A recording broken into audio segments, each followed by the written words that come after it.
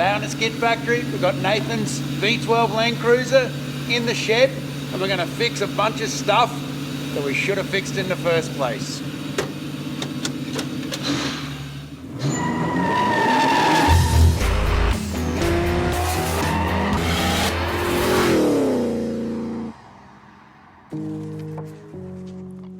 Welcome back to the Skid Factory. This is Nathan's 1978 BJ40 Landcruiser. So originally powered by a diesel engine, but it's now powered by a 5-litre Toyota V12 and accompanied by a pair of turbos. I originally fitted this engine in this exact format to a Subaru Liberty many years ago. We made it rear-wheel drive, we put a turbo 400 behind it. It made good power and did burnouts. Eventually Nathan bought the engine in this format, fitted to the car with a A440 80 series Landcruiser automatic transmission, and then we ended up with it and finished the build, Finished it. The full build series is up here somewhere. Where's the corner? Near Woody. Over here somewhere?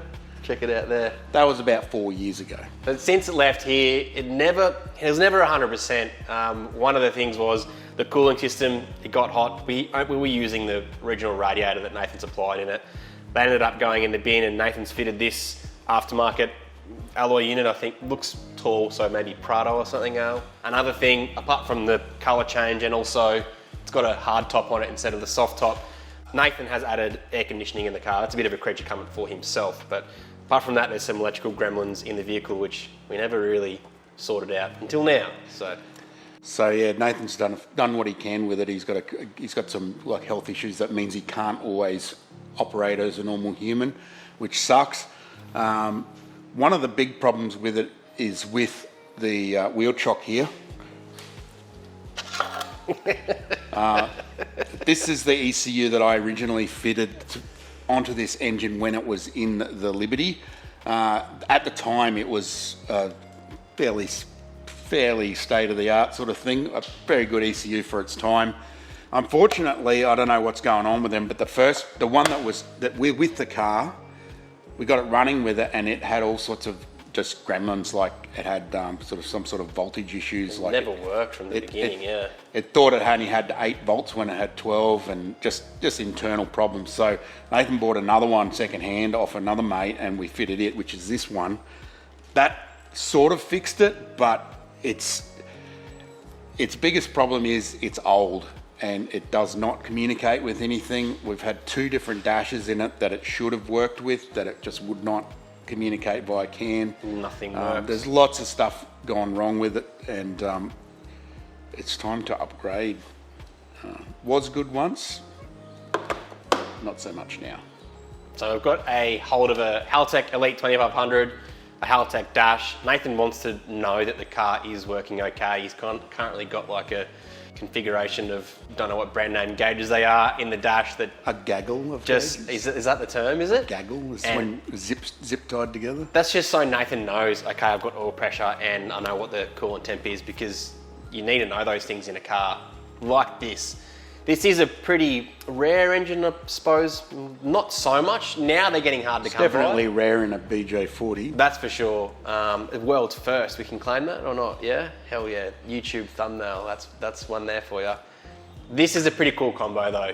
Twin turbo V12 in a 40 series Landcruiser is one awesome thing. And we want the car to actually work. So today we're going to hook in, rip off these manifolds. The paint on the valve covers hasn't lasted, so that's going to get fixed up. Wire in the ECU, fix up a few things along the way, and share some tips and tricks. Maybe some banter from Nathan about Landcruisers and possibly cock and balls or something. Do you want to know everything about random Landcruisers that you didn't even know existed? Yeah, why not? We all do. Stay tuned.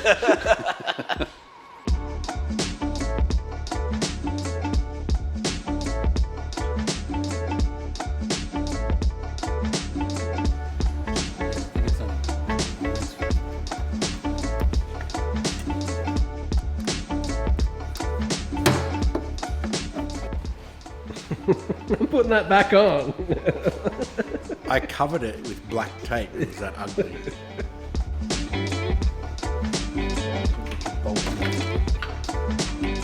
Are you qualified for this task, Nathan? No. No? No.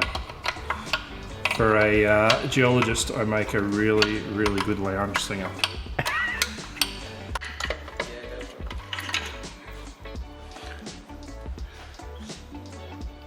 Would you just look at it? It's like some kind of vaping contraption. It's a rocket ship.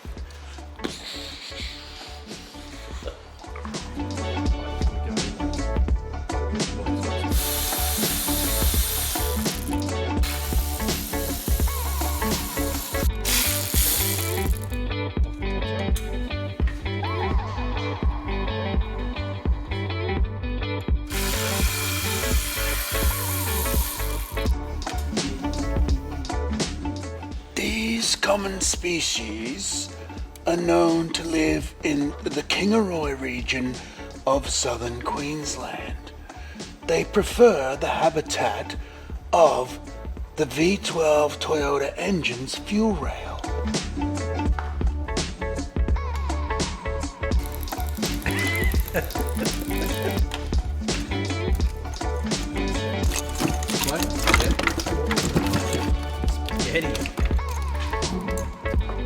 And who wired this thing up? Think it's easier to come your way, bro.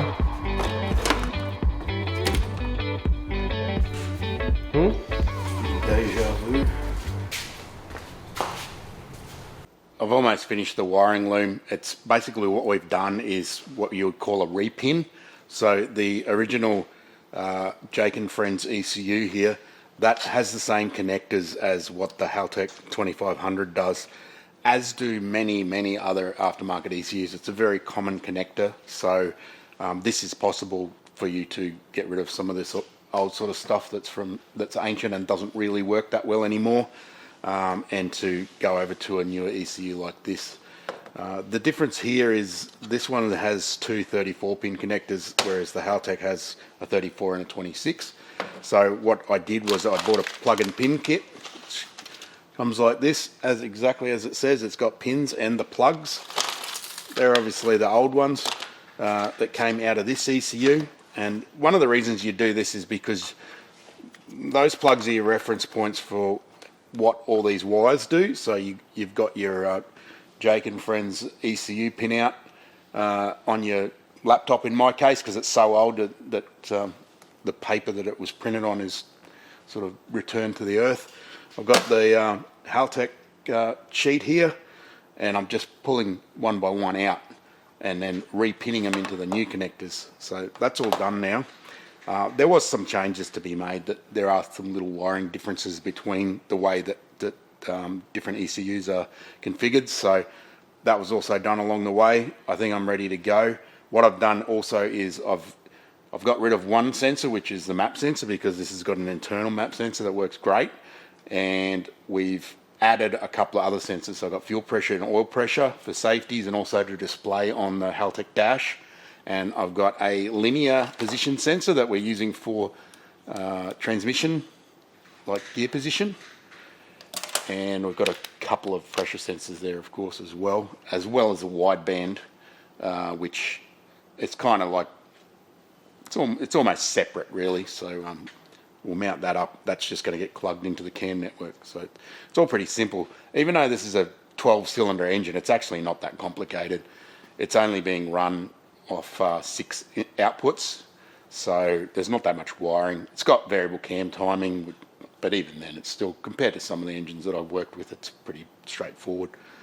So all we've got to do now is just finish wrapping the loom back up. It was wrapped in fleece tape, which I regret greatly because it was very, very difficult to get off and very sticky. So shout out to Whitey for hating fleece tape. Now I'm on your side now. It's good to get a project back to go over the work we've done. Like wrinkle That's the second. It's the second time I've pulled this wiring loom apart and modified it and stuck it back in again. So third time's a charm, maybe, I don't know. When it comes to plug and pins, you'd use that kind of setup if you were to reuse your standard loom on a vehicle. Say if you had an Ecotech Commodore and you want to put a Haltech in it. 100%, yeah. I've done that heaps of times as well. It's actually quite easy to go to the ECU end and do the work there. It's way faster than all of these connectors. So if you've got a good standard wiring loom that works and isn't brittle and crushed like most Toyota wiring looms are, you can definitely do that. That's the way I did it on my son's EZ30 car, because it was in good nick because it's not very old. So the other thing you can do that may be of interest to people is that these pins are exactly the same as an LS1 PCM, so the earlier pre-05 model LS1 PCMs, that's the same pin. So you can actually pull all those pins out of an LS1 PCM and pin them directly into a Haltech, and you should do that because flashing ECUs is shit.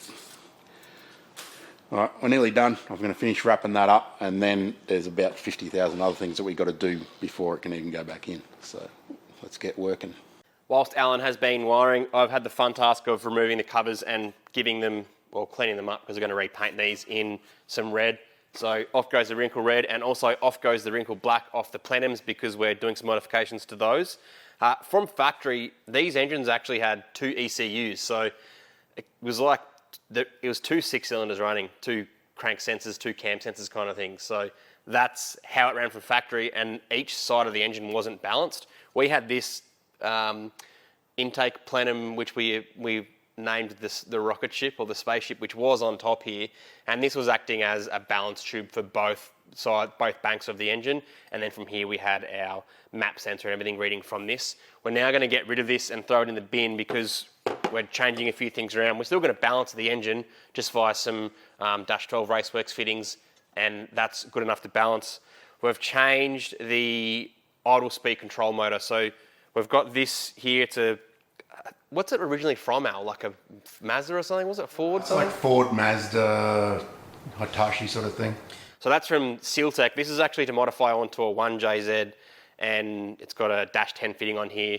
These are, it's a 2-pin connector, so when it comes to wiring an ECU, rather than having so many outputs for your stepper, this works really, really, really good. But this needs to be plumbed in also to either, well, we had just a filter going off, and we had a valve, like a one-way valve there, but it needs to be plumbed back into before the throttle body, because boost pressure can potentially leak past this. Can, Alan, or a wheel leak? What's possibly? It's better to just plumb it back to the charge pipe, because then you don't have to worry about it. Yeah. So we're mounting this on the side here. I've done some welding on the manifolds, mounting this idle speed control motor there. That'll feed back into one of the intercooler pipes. I've also added some ports on the back too. So Dash 6 fitting that's for the PCV valve on both sides. And then we've got just some 8th MPT fittings on the back of the plenums here for fuel pressure and map sensor.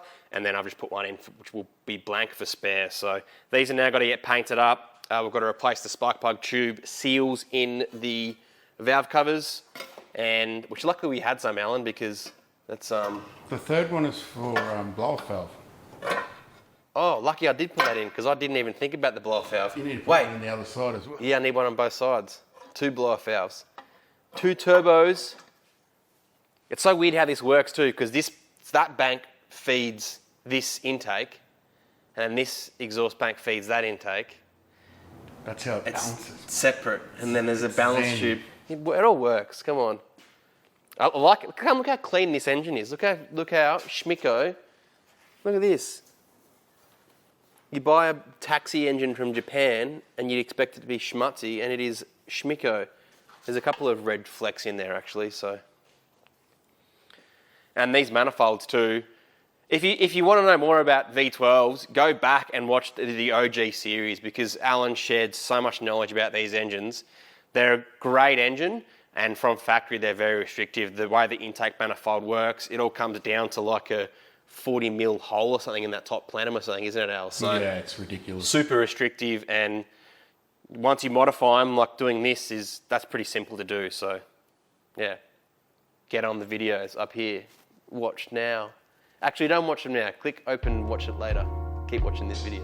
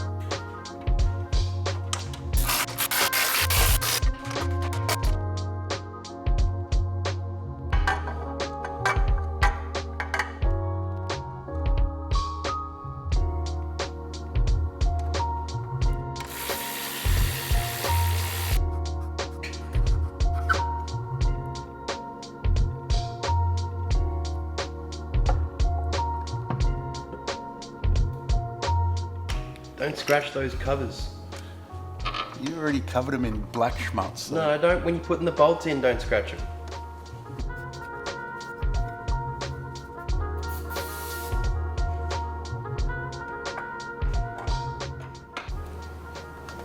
Make the noise of thump. There it is. Thump.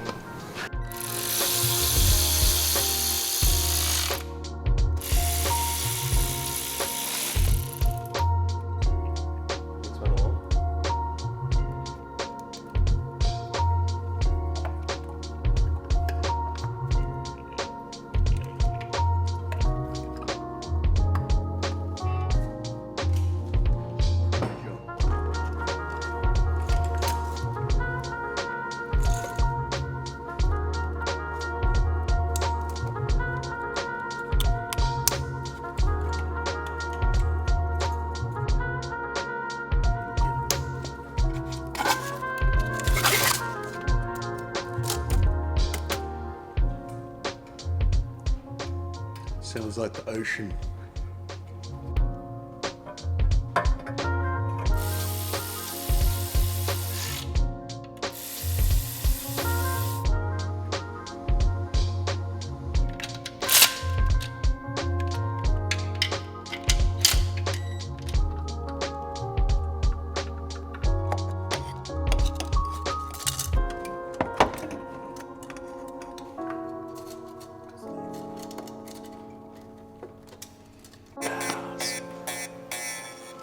Wrap this one over here, Al. That's better because it doesn't make noises. It's not that it makes noises, it's the fact that it's like an inch too long. That's 25 millimeters for the young folk. We're almost to the point where we're ready to start configuring ECU and seeing if it'll go. It's looking pretty nice. We got rid of the spaceship, black manifolds. They probably should have been red, I'm not sure. Red manifold. Might have been too much red, I don't know. The red on the covers actually looks pretty nice, but then it gets covered up by pipes and hoses and black manifolds, so can't really win there. 3E5, Alan. So you say. I think so, anyway. I thought it was Supercox red. I think it's acrylic paint though, and I've used the 2K clear. I think that's a no-no, but we'll find out in 5 years when it's... After the first heat cycle. We made a few changes along the way other than getting rid of the spaceship. We put extra ports and stuff into the manifolds themselves because everything was kind of working out of that centre plenum, but we don't really need that because it's got a big crossover on it anyway. We moved the idle control to here, which is much neater. We've added some Go Fast Bits blow-off valves on Nathan's request. So those ones actually come with a bit where you can just put it onto a hose, but you can actually unscrew that, and this is an accessory you can buy that you can weld on, and then it V-bands on there like that with an O-ring. So it's pretty neat. Got two of them for maximum HOODOOOSH noises. What else have we changed, Woody? Oh, we got rid of the old SARD regulator. They were okay back in the 90s, providing they were actually a SARD regulator, which most of them weren't. Most of them were copies. They just had SARD written on them and aren't generally known to be very reliable. So we've swapped it out for a FXR GFB, which we had on the shelf. So it's also got a Haltech pressure sensor on it, which we've wired in. We have added a oil pressure sensor as well, which is the same unit. It's the Bosch 10x1 pressure sensors. It's over there. I've had to do a bit of custom plumbing on that side, mainly because of the complete lack of accessibility to the oil filter assembly where the ports are. So this one's going up here. We've got hoses ready to go into it. We were going to replace all the hoses with AN lines, but all that stuff's actually brand new. The car's barely moved since we did the job years ago for various reasons, so we figured it's probably not really necessary to spend more time and money replacing it. Just because we think it looks better. That's not really a good enough excuse. So we'll bolt these last bits on, then I can plug in the ECU and we can sort of prime everything up and start configuring.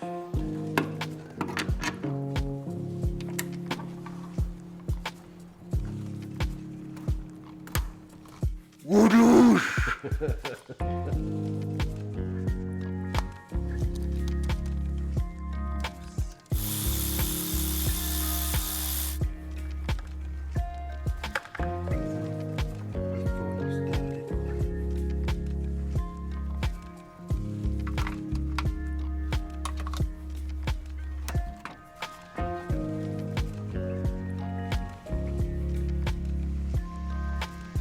The Hoff's got this engine in his car called Grandpa. It's a Cressida with a Volvo turbo on it. So I hit him up for some just basic stuff like the trigger arming voltages and that sort of thing. And of course he came through with the goods.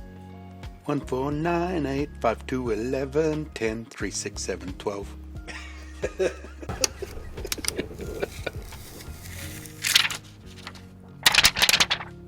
Shouldn't the dash be on, Alan?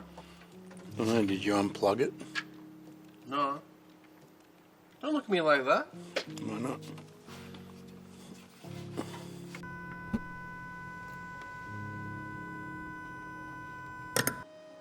The reason why the dash didn't fire up is because I just grabbed a Haltech CAN cable out of the collection and chopped it, rewired it into the back of the dash, and then it's daisy chained through the wideband controller and over to the ECU. Why it didn't fire up is because some cables are like this with just the CAN wires, and some are like that with power and ground and CAN. So I just got unlucky and grabbed the wrong one, because the wires are actually inside it, but they weren't terminated. So that's fixed. Dash is working fine. Everything's working well so far. We've done the timing. Chased it around the balancer a few times and got it in the right spot. Nothing to it. Same as every other engine. It's got a bunch more cylinders than normal, but it's still just an engine. So we're pretty much ready to fire it up now. Shall I? Sure, go for it.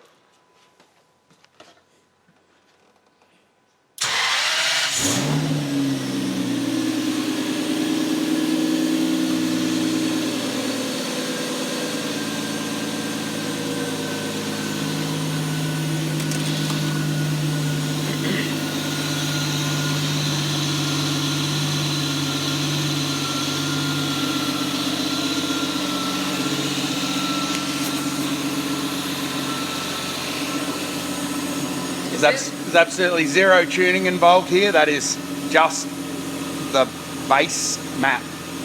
So how good is it? Fire it up.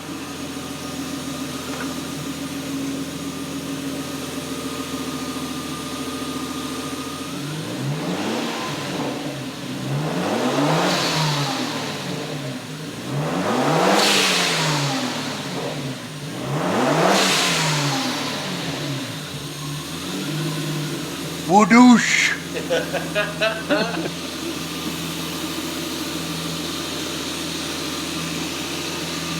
Check that timing right quick while you're there.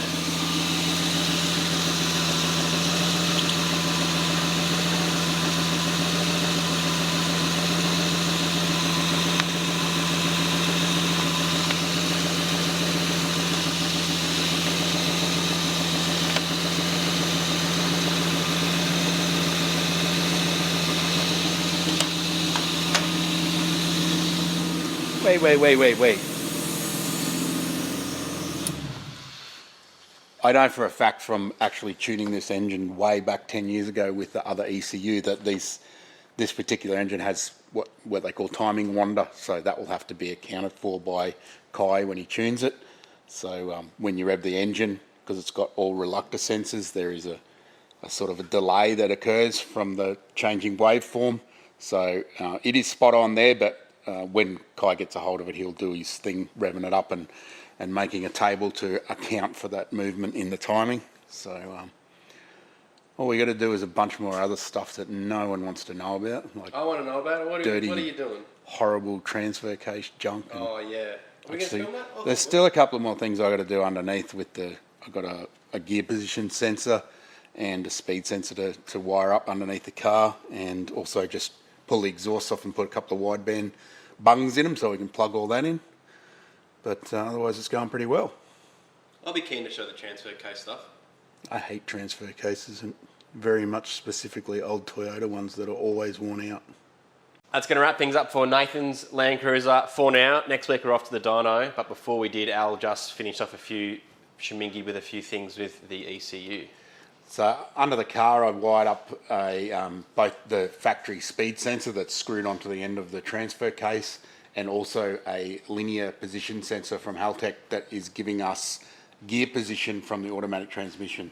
So both of those go into the Elite 2500, and then they are sent across to the dash via CAN. So now Nathan can see gear position on his dash, and also obviously speed. And there's a couple of different benefits to that. One is that going into the ECU itself, both speed and gear position are important for idle control stability, and the ECU takes those into account if those signals are there. So it stabilises everything in the case of idle control. Do you need one of those for cruise control too? You do need gear position and obviously speed for cruise control, Yep. but you also need drive-by-wire throttle. So Oh yeah, true that. this doesn't have that. Yep. So yeah, the other thing I had to sort out was the air conditioning has been added after the car was here in the first place. So it was just operating independently of the ECU itself, and the previous ECU didn't care anyway because it doesn't really have the strategies in it that the Haltech does for controlling air conditioning. So it's now, the aircon switch now goes into the ECU, and the ECU then turns on the air conditioning when it's ready. It also accounts for the idle load on the engine from the air conditioning turning on, and also turns the fan on. So it also turns the fan on when the engine's hot as well. So it actually simplifies things greatly by putting it through the ECU rather than trying to wire up a mess of diodes and all sorts of other junk. Relays, diodes. One to turn the fan on, then one to turn the fan on with the aircon. And then a diode to make sure it doesn't backfeed across itself, and then it doesn't work anyway. So we're off to the dyno to see Kai next week. We're going to kind of go in about the idea of the episode is stock bottom ends and skinny rods, and you can't make 1,000 horsepower with a 1GZ V12 like smoking a gutter. But in other news, Kevin shirts. 10% off if you use the code Kevin93. Pretty sweet shirts. A couple of different colours too. So jump on that at the merch store. I'm going to link a QR code right about here where you can click. Get your phone out. If you're watching the TV or your PC, get your phone out and scan it, and it'll take you directly to the website. There's so much technology. It's good. If you're watching on your phone, how do you do it then? Do you get someone else's phone? You just go to Just skidfactory.com. click the link in the description, or if it's up here.